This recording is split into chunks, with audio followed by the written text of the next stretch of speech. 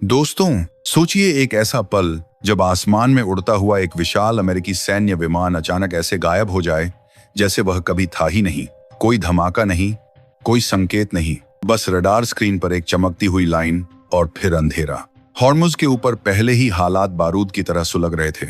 Iran के हमले, समुद्र में तनाव, मिसाइलों की गूंज, और इसी खौफनाक माहौल के बीच अमेरिका का केसी एक 135 स्ट्रैटो टैंकर आसमान में अपना चक्कर काट रहा था। यह कोई आम विमान नहीं था। यह वह ताकत है जो हवा में ही फाइटर जेट्स को जिंदगी देती है, उन्हें ईंधन देती है, युद्ध को जारी रखने की ताकत देती है। रडार के आंकड़े बताते हैं कि यह विमान लंबे समय तक हॉर्मुज के ऊपर मंडराता रहा, जैसे किसी बड़े ऑपरेशन की निगरानी कर रहा हो। फिर अचानक उसने दिशा बदली, कतर के अल उदीद एयरबेस की तरफ बढ़ा। सब कुछ सामान्य लग रहा था, लेकिन तभी कहानी ने एक ऐसा मोड़ लिया जिसने हर किसी को सन्न कर दिया। विमान ने अचानक इमरजेंसी कोड 7700 भेजा। यह वही कोड है जो तब भेजा जाता है जब हालात नियंत्रण से बाहर हो जाएं, जब पायलट को लगे कि अब हर सेकंड कीमती है। और फिर कुछ ही पलों बाद वह विमान रडार से गायब हो गया। न कोई कॉल, न कोई लोकेशन, जैसे आसमान ने उसे अपने अंदर छुपा लिया हो। अब सवाल उठता है, आखिर उस विमान के साथ हुआ क्या? क्या ईरान की मिसाइलों ने उसे निशाना बनाया? क्योंकि पिछले कुछ घंटों में जिस तरह से ईरीजीसी नेवी ने अमेरिकी युद्धपोतों पर हमला किया, मिसाइलें दागी, ड्रोन छोड़े, उससे यह शक और गहरा हो जाता है। यूएई तक में धमाकों की तस्वीरें सामने आईं। फुजैरा पोर्ट पर धुएं के गुबार उठते दिखे, और इसी बीच यह रहस्यमयी गायब होना। क्या यह सब एक ही कहानी के हिस्से हैं? लेकिन असली खेल तो शायद कहीं और चल रहा है। समुद्र में जहाजों का रास्ता दिखाने वाला मरीन ट्रैफिक डेटा तक गड़बड़ा गया है, जैसे किसी ने उसे जानबूझकर भटका दिया हो। स्पूफिंग, जैमिंग, ये सब सिर्फ तकनीकी शब्द नहीं हैं। ये वो हथियार हैं जो बिना गोली चलाए दुश्मन को अंधा बना देते हैं। सोचिए, अगर अमेरिका की नेवी को ही रास्ता न दिखे, अगर उनके जहाज भटक जाएं, तो क्या होगा? और इसी अंधेरे के बीच आसमान में कुछ और हलचल शुरू हो चुकी है। अमेरिका के दर्जनों fighter jets UAE, Qatar, Bahrain, Iraq, Jordan हर दिशा में उड़ते नजर आ रहे हैं, जैसे कोई बहुत बड़ा तूफान आने वाला हो और हर कोई अपनी जगह ले रहा हो। इजराइल भी चुप नहीं बैठा है। बेन गुरियन एयरपोर्ट बंद, पूरा देश अलर्ट पर। कतर, बहरीन, कुवैत और यूएई में एयर स्पेस बंद। यह सब इशारा कर रहा है कि अब मामला सिर्फ एक टकराव नहीं रहा, यह कुछ और बड़ा बनने जा रहा है। और इस पूरे खेल का दिल है हॉर्मुज, वही संकरी जलधारा जहां से दुनिया का तेल गुजरता है, जहां से गुजरना अब हर जहाज के लिए एक खतरा बन चुका है। ईरान ने साफ संकेत दे दिया है कि इस रास्ते की चाबी उसके पास है, और अगर उसने इसे बंद कर दिया तो पूरी दुनिया की सांसें रुक सकती हैं। फुजैरा पर हमला सिर्फ एक चेतावनी थी, एक संदेश कि अब कोई भी रास्ता सुरक्षित नहीं है। लेकिन इन सब के बीच सबसे बड़ा सवाल अभी भी हवा में तैर रहा है। वह केसी 135 आखिर गया कहां? क्या वह समुद्र की गहराइयों में छुप चुका है, या फिर कहीं किसी गुप्त मिशन के तहत उतार लिया गया है? क्या यह एक दुर्घटना थी या फिर किसी बड़ी साजिश की शुरुआत? कोई जवाब नहीं, सिर्फ अंदाजे और बढ़ता हुआ डर। और जैसे जैसे समय बीत रहा है, एक बात साफ होती जा रही है, यह सिर्फ एक विमान के गायब होने की कहानी नहीं है। यह उस तूफान की शुरुआत है जो शायद पूरी दुनिया को अपनी चपेट में लेने वाला है। अब आगे क्या होगा यह कोई नहीं जानता, लेकिन जो भी होगा वह इतिहास बदल सकता है। अब असली कहानी यहीं से शुरू होती है, क्योंकि जो दिख रहा है शायद वही सच नहीं है। सोचिए, अगर यह विमान सच में गिराया गया होता तो अब तक दुनिया को उसके सबूत दिख चुके होते। कोई मलबा, कोई तस्वीर, कोई आधिकारिक बयान। लेकिन यहाँ सन्नाटा है। यह सन्नाटा ही सबसे बड़ा संकेत है कि मामला साधारण नहीं है।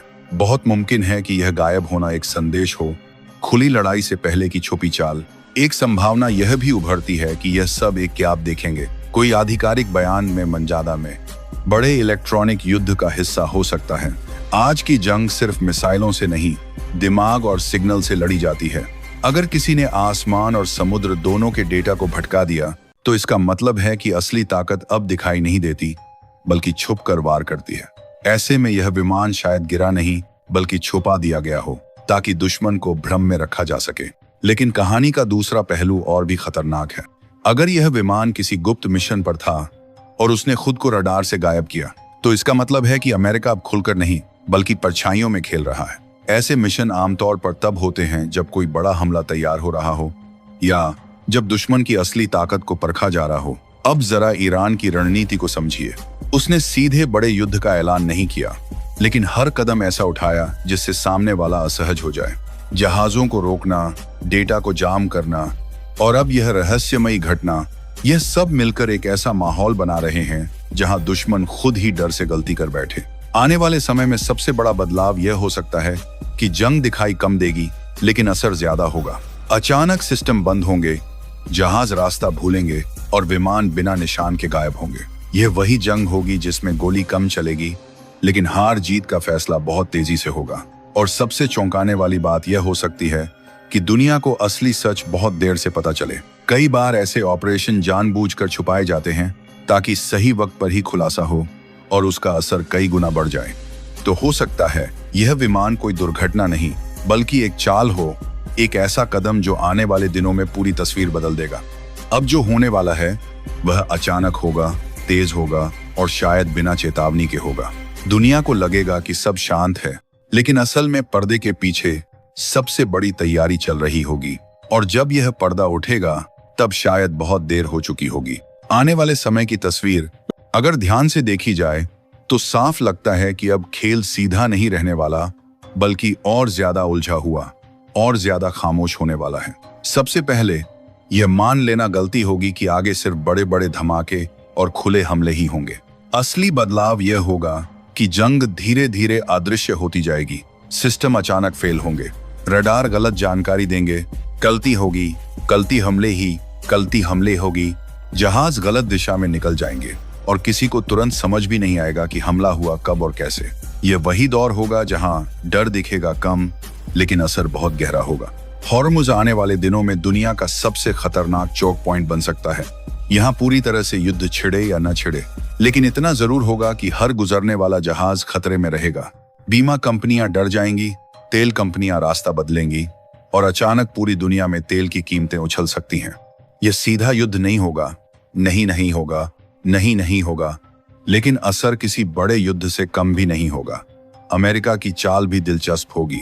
वह सीधे बड़े हमले से बचने की कोशिश करेगा क्योंकि उसे पता है कि एक गलत कदम पूरे मिडिल ईस्ट को आग में झोंक सकता है। इसलिए ज्यादा संभावना यही है कि वह छोटे छोटे सटीक और गुप्त हमले करेगा, ऐसे हमले जिनका जिम्मा खुलेआम न लिया जाए लेकिन संदेश साफ पहुंच जाए। दूसरी तरफ ईरान भी सीधी भिड़ंत से थोड़ा बचते हुए दबाव की रणनीति अपनाए रखेगा। वह रास्ते बंद करेगा, माहौल अस्थिर करेगा और विरोधी को धीरे धीरे थकाने की कोशिश करेगा। यानी यह लड़ाई तेज नहीं बल्कि लंबी चलेगी और इसी में उसकी ताकत होगी। सबसे बड़ा खतरा तब पैदा होगा जब किसी एक घटना को गलत समझ लिया जाएगा। जैसे अगर कोई विमान सच में गिर गया या कोई बड़ा जहाज डूब गया, तो फिर जवाब इतना तेज आ सकता है कि हालात अचानक नियंत्रण से बाहर हो जाएं। यही वह बिंदु होगा जहां से सीमित तनाव सीधे खुली जंग में बदल सकता है। और एक और चीज जो आगे दिख सकती है वह है नए देशों का धीरे धीरे इस खेल में खींचना।